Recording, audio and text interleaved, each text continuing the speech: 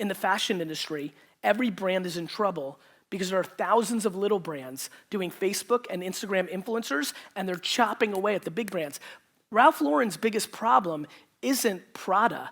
It's 41 women and men startups that are doing from 0 to 3 million in revenue in 1 year because they're marketing in underpriced channels while Ralph Lauren and Prada are buying full page ads in fucking Vogue that nobody's seeing. This is happening. This is happening every day, and here's the funniest part. I know that everybody in this room knows it's happening. I just don't know if it actually is in your best interest for it to be happening in the short term. That to me is the bet.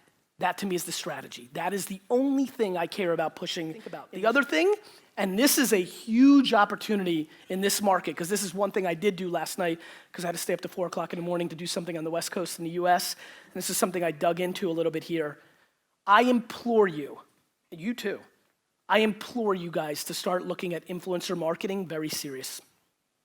Influencer marketing is grossly underpriced, more so than anything I've seen except for Facebook 3 years ago and Google 10 years ago. Individuals, humans that have followings, especially in the way, I asked you a question about Instagram. I looked at it last night. It's emerging much quicker and quieter here than I think people realize. Instagram influencers that can bring value to your brand and story at extremely low costs, including just giving them the product. They're just happy to get it for free, and they'll give you media in return that's incredible. The two places, if you're trying to sell something that are grossly underpriced in this market, are Facebook ads in video form and influencer marketing.